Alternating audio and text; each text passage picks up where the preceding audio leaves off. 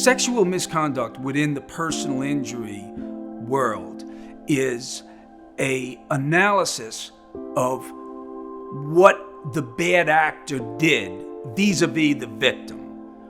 What type of behavior did that bad actor engage in? Whether that bad actor be an employer, a coworker, a neighbor, a friend, whatever, a family member, for crying out loud. What is it that they did? Did they cross a line? And in today's world, we've all heard countless examples of those people who have engaged in behavior that is characterized as sexual misconduct. If an individual was the victim of sexual misconduct, then that individual can pursue the matter from a criminal point of view by consulting with the criminal authorities, the police and/or the district attorney's office. They will handle the matter from a criminal point of view. Correspondingly, however, you also have a civil claim. That's where I come in.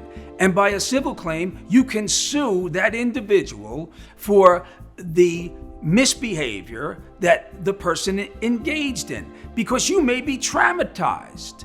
And the psychological injuries oftentimes far exceed any physical injury that was associated with the matter. A person who has been victimized as a result of sexual misconduct has to ask themselves, will this affect me in social media, with my friends, my family, my neighbors, my coworkers? I get that. We all get that. And it is a personal decision that needs to be made.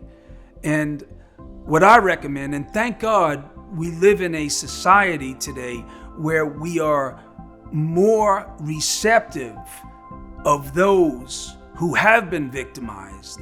And that is why I strongly recommend that anyone, whether male or female, who were victimized by sexual misconduct, to come forward not only criminally, but also civilly. The experience that my office has with sexual misconduct cases goes back a number of years.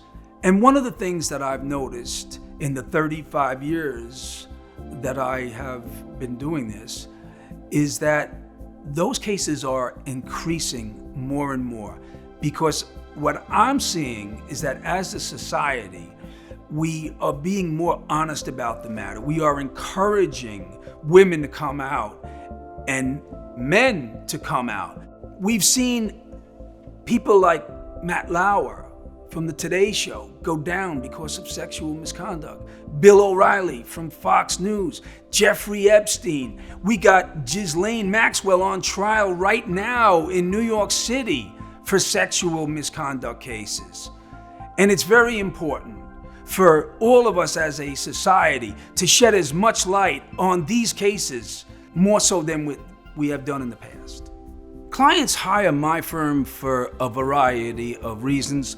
The first one I would say is goodwill. And by that I mean, we have represented so many people over the 35 years that I have been practicing. And those past clients reach out to people that they know who were injured, whether it be their neighbor, their coworker, a family member, and they recommend those people to us. That's one way. The other way is with our website. We have a lot of 5-star reviews, and whenever anybody reviews my website and they see those reviews, they realize that this is a really good firm, and that we are. I would say that our current clients and past clients would say of our firm is that we are very expert in terms of what we do. You know, there are those who are a jack of all trades but a master of none. We focus in on the personal injury world, and as a result, we're very knowledgeable in that area. But we also care about our clients, and that really shines through. Our firm strongly believes that communication with our clients is paramount. If a client calls our firm, we have a strict rule. You must get back to that client that day. Do not leave at the end of the day until such time as you do. and speak to that client about whatever concern or problem that they have. And then, if necessary, speak with others in the firm, whether it be with me or any of the other lawyers that work for the firm, to find out the best way to resolve the problem or the concern or the question that the client has.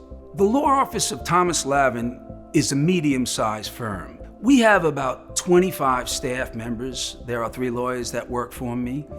And the good thing about that is we are a close-knit group. It's almost like a family environment. I have a lawyer who's been working with me for over 25 years. And the fact that we are so close as a group really shines through, and the clients feel that. And it's special. It gives them a warm feeling about what it is we are doing for them. What a client can expect after an initial consultation with my office as it relates to a sexual misconduct case is that we're going to focus in on how can we prove the sexual misconduct. So I'm going to coach my clients. I'm going to educate my clients in terms of documenting and otherwise being able to prove the allegation.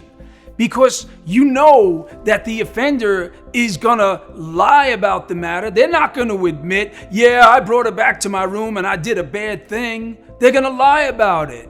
So what do? You tell the client, save your text, save your voice messages, keep the dialogue going. We have to be able to prove this. If you speak to the person on the phone, record the conversation, but only if in New York. You're not allowed to do that in Florida.